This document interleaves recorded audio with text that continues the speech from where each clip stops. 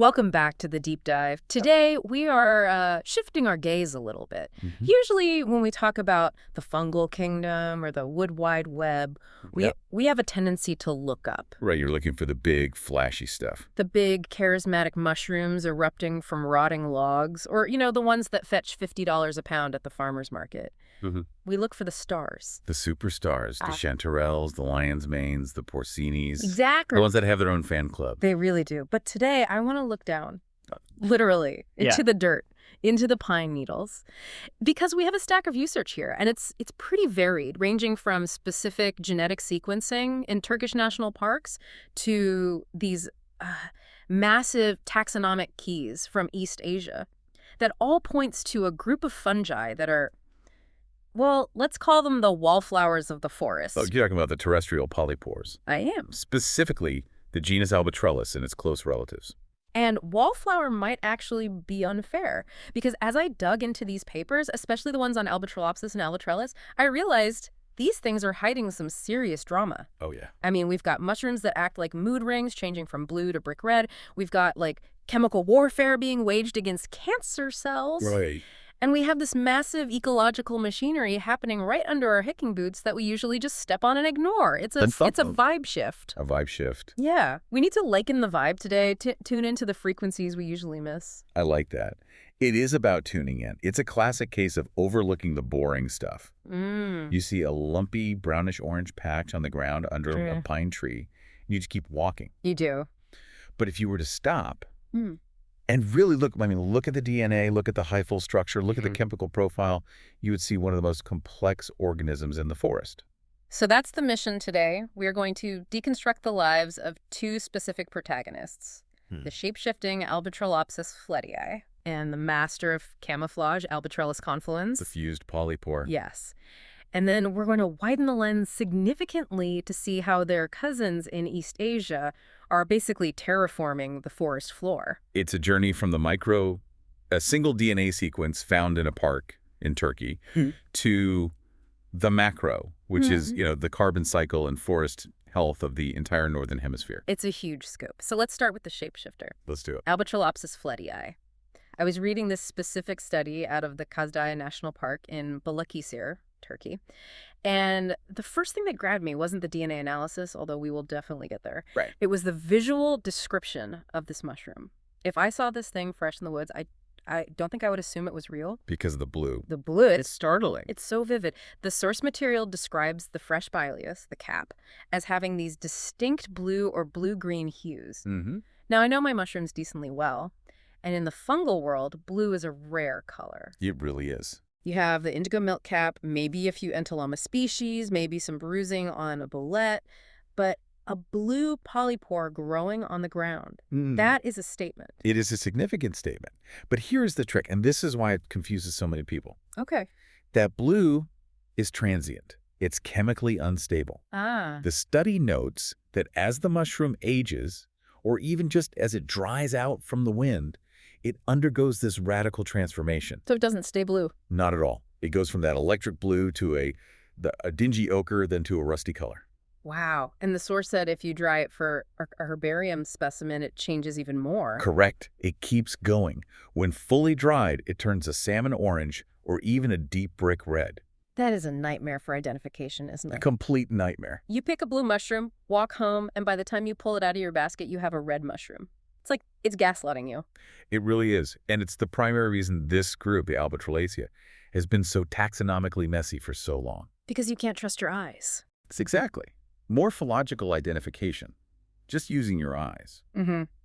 It fails when the organism changes its appearance based on humidity and age. Right. That's why the researchers in this Turkish study couldn't just rely on a field guide or a visual match. They had to go deeper. They went to the molecular level. Yep. This is where the ITS-rDNA analysis comes in. And I want to pause here because we see this acronym a lot in the papers.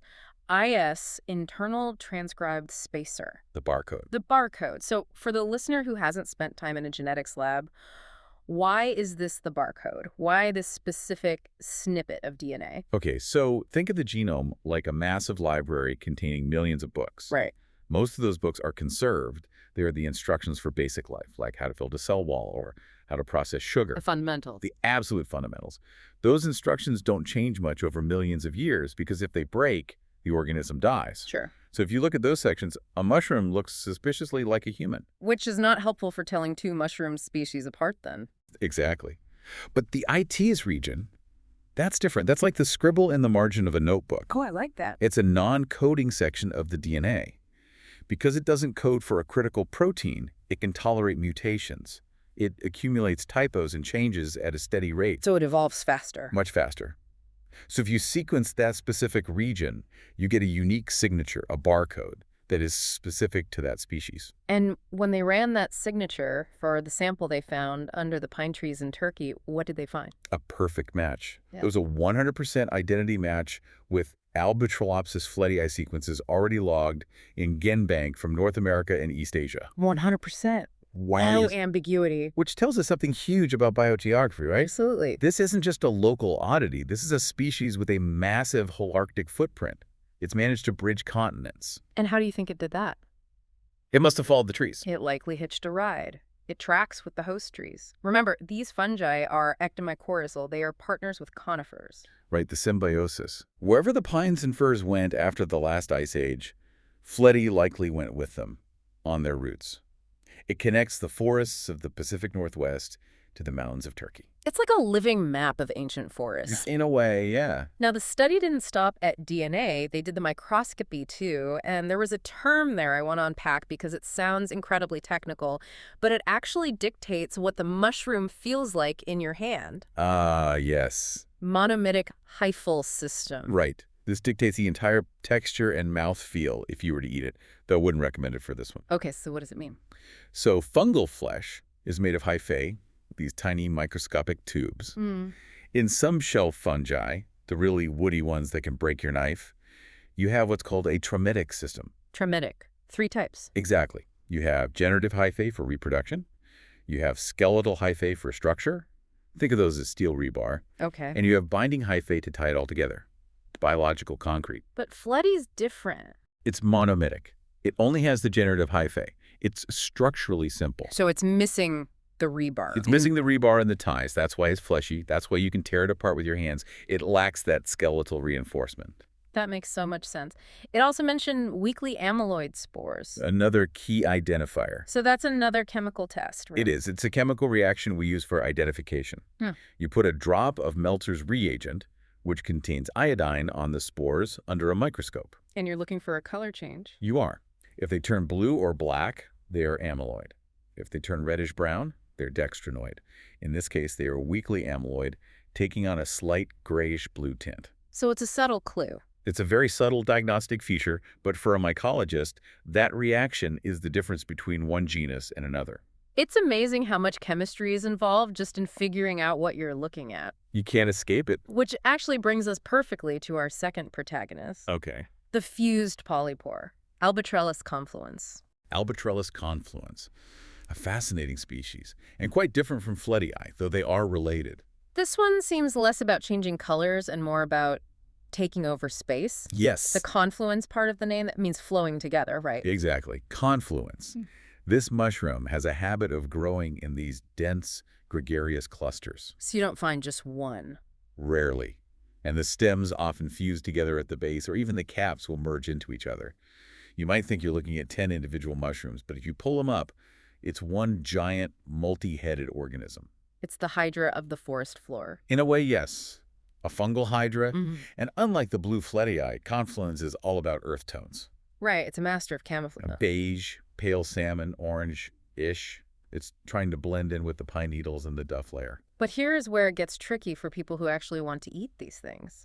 Because apparently Albatrellus confluens has a delicious look-alike. It does. The sheep polypore, Albatrellus ovinus. And this is a classic foraging dilemma. A very classic one. Albatrellus ovinus is widely regarded as a good edible. It has a mild taste, nice texture. Okay. Albatrellus confluens, on the other hand, well, the reviews in our sources range from bitter to cabbage-like and slightly foul. Cabbage-like and foul is absolutely not the vibe I want in my risotto. No, it is not. So how do you tell them apart? They look the same. Visually, they can be nearly identical. Both are fleshy terrestrial polypores growing under conifers. Ovinus tends to crack a bit more on the cap, exposing white flesh, while confluens is smoother. But those are subtle cues. Too subtle if you're hungry. Way too subtle. If you want certainty, you need chemistry again. I love this part, the magic trick. The kitchen test versus the chemical test. Right. So in the kitchen, if you've already brought them home, right. A. ovinus, the tasty one, turns a pale olive yellow color when you cook it. Okay, a yellowing reaction. But A. confluens, it tends to turn a bit reddish or peachy. But again, you don't want to wait until you're cooking to find out you have a foul, cabbagey mushroom. No, you want to know in the woods. And that's where the KOH comes in. Potassium hydroxide. Every serious mushroom nerd carries a little bottle of this, right? Many do. It's a standard reagent, it's a strong base, and the reaction here is dramatic. Okay, walk us through it. You have 2 beige mushrooms on the table. They look identical. You put a drop of this liquid on the flesh of each one. What happens? On the tasty Albatrellus ovinus, the flesh turns a dirty golden yellow. Nothing too exciting. Okay. But on Albatrellus confluens, it turns a distinct purple. Purple? Not just purple. A vivid violet purple. That is not a subtle difference. That's a neon sign. It's instantaneous. It is unmistakable. What is actually happening there chemically? Why does a beige mushroom turn purple when you put a base on it? You're seeing a reaction with polyporic acid derivatives. Okay. These are what we call secondary metabolites compounds. The mushroom produces not for growth, but for defense or interaction. They're like chemical weapons. Pretty much. At a neutral pH, they are colorless or brownish. But when you introduce a high pH base like KOH, you alter the molecular structure of those pigments, and that shifts their light absorption. Boom, purple. It's like a secret code locked inside the mushroom that we can only see with the right chemical key. That's a great way to think about it. But let's step back from the identification for a second and talk about where these guys live. Because they aren't growing on rotting logs like the turkey tail or the reishi, right? No, and that's a key distinction. Many polypores are saprobes. They eat dead wood. They are the recyclers. The decomposers. But Albatrellus and Albatrellopsis are terrestrial. They grow on the ground, and more importantly, they are ectomycorrhizal. Which means they are friends with the trees. They are partners, business partners. They hook into the root systems of conifers, pines, spruces, firs. How do they do that? They envelop the root tips in a fungal sheath, like a glove. The mushroom mycelium is much, much finer than tree roots, so it can explore the soil more efficiently. So it's an extension of the tree's root system. A massive extension. The mushroom provides the tree with water and minerals like phosphorus that it mines from the soil, and in exchange, the tree feeds the mushroom sugars it created through photosynthesis. It's a trade. It's a classic symbiotic trade. So when you see a massive patch of Albatrellus confluens on the forest floor, you're actually looking at the fruiting body of a massive underground network that's physically plugged into the surrounding forest. Precisely. You are seeing the apple on the tree. The vast majority of the organism is invisible, woven into the soil and the roots. And so they are indicators of that symbiotic health. Absolutely. And notice they are usually found in older, undisturbed woodlands. They need that established, stable relationship with the trees. You won't find them popping up at a brand new city park, usually. That's a really good point. So we have the Shapeshifter flettii and the fused confluens. Now, I want to get into the naming drama. The taxonomy. Because in the outline, there's this section called the taxonomic shuffle. And it seems like Albatrellopsis flettii used to be Albatrellus flettii. It got kicked out of the club. Laughs. Yeah. It wasn't kicked out so much as it was recognized as being unique. Yeah. For a long time, we grouped everything by shape. Right. Morphology. Has pores, grows on ground, fleshy. Okay, you're an Albatrellus. But when we started sequencing the DNA, when we looked at the phylogenetics, flettii was sitting on its own branch. It was an outlier. A clear outlier. Ah. It's distinct enough that mycologists created a new genus, Albatrellopsis, just for it. So it's a monotypic genus? For a while, yes. Yeah. It was a club of one. It shows that convergent evolution is real. Two things can look the same because they face the same environmental pressures, but genetically, they're distant cousins. Right. The source material notes that Albatrellopsis was established specifically to accommodate flettii because of its distinct molecular status. And the family tree, the Albatrellopsis, is actually pretty crowded. Oh, yeah. The Turkish study listed a bunch of genera, Genoporus, Laeticutus, Polypores. It sounds like a who's who of obscure fungi. It is, and each one has its own weird little quirks. Laeticutus is interesting because that's where another look-alike ended up. Albatrellus cristatus, the crested polypore, was moved to Laeticutus. It has this greenish cap and turns red when dried, similar to flettii in some ways, but genetically it's on a completely different branch. So it's a constant reshuffling as we get better at reading the genetic map. Always. The books are being rewritten every year. So we've covered the names and the looks. Now I want to get to the chemical factory part. The good stuff. Because there is this fascinating source about biologically active substances found in mushrooms in Yunnan, China. And Albatrellus confluens, our cabbage-tasting friend, made an appearance there too. This is where the story shifts from is it edible to is it medicinal? Even though confluens isn't considered a great edible, chemically it's a powerhouse. The source highlighted two compounds specifically, griffalin and neogriffalin. Yes, these are phenolic compounds, and the research suggests they have significant biological activity. When you say biological activity, what are we actually talking about? Because that can mean anything from gives you a tummy ache to cures cancer. A fair question. In this context, the research is looking at potential anti-cancer properties. Specifically, they found that griffalin can target cancer cell metastasis. Metastasis, that's the spreading, right? That's the most dangerous part of cancer. It is. That's what makes a tumor lethal. And this compound appears to inhibit something called the ERK12 pathway. Okay, unpack that. The ERK12 pathway. That sounds like a droid from Star Wars. It does. Think of it as a communication line inside a cell. It's a signaling pathway that regulates cell division and survival. So it tells the cell when to grow. Exactly. In cancer cells, this line is often jammed open, telling the cell to divide and spread uncontrollably. I see. The research suggests griffalin might step in and block that signal, effectively telling the cancer cells to stop moving and stop multiplying. But that is incredible. So this tough, cabbage-tasting, purple-staining mushroom growing under a pine tree might have the blueprint for stopping cancer from spreading. It's a potential lead, yes. A very promising one. And it also showed antibiotic properties. So it's not just anti-cancer. No.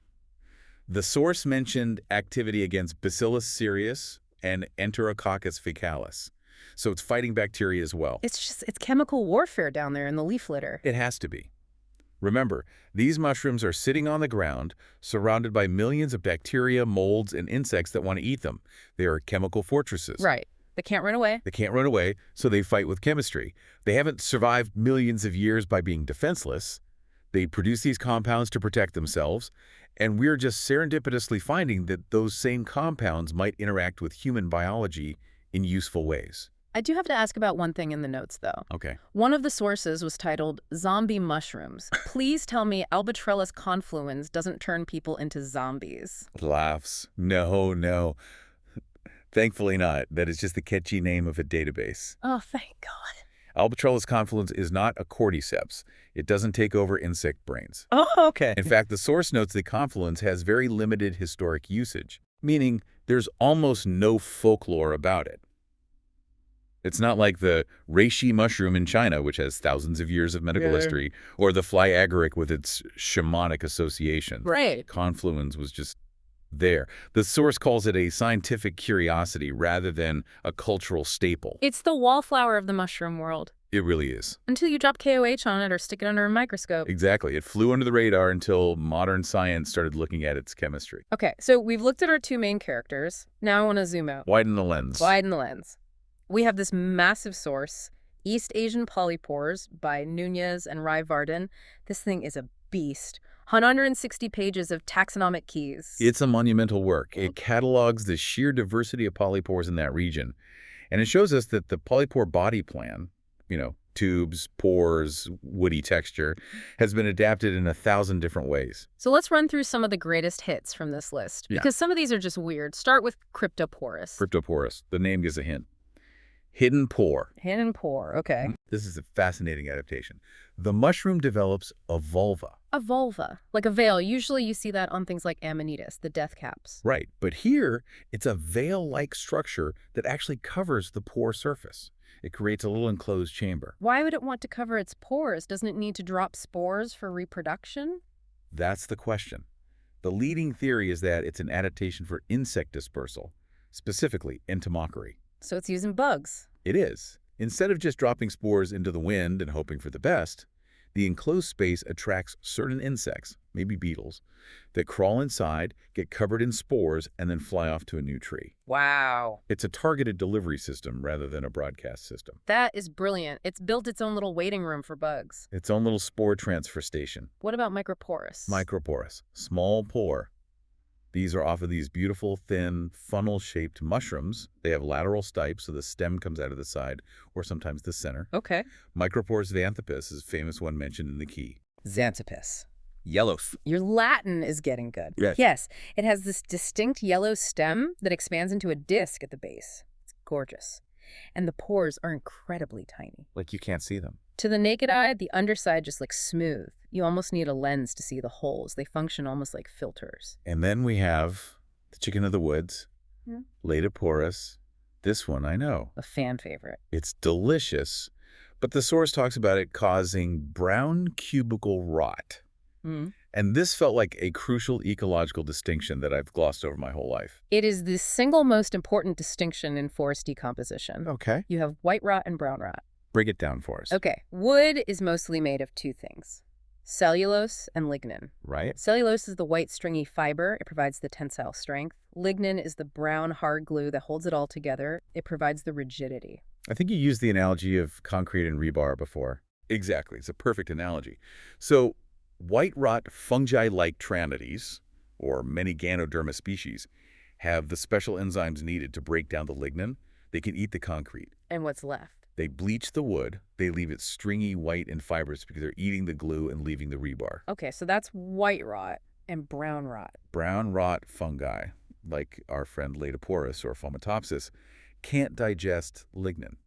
They ignore the glue and attack the cellulose. They eat the rebar, So they're sucking out the carbohydrates. the IR, and they leave the brown lignin behind. But without the cellulose fibers, the wood loses all its tensile strength.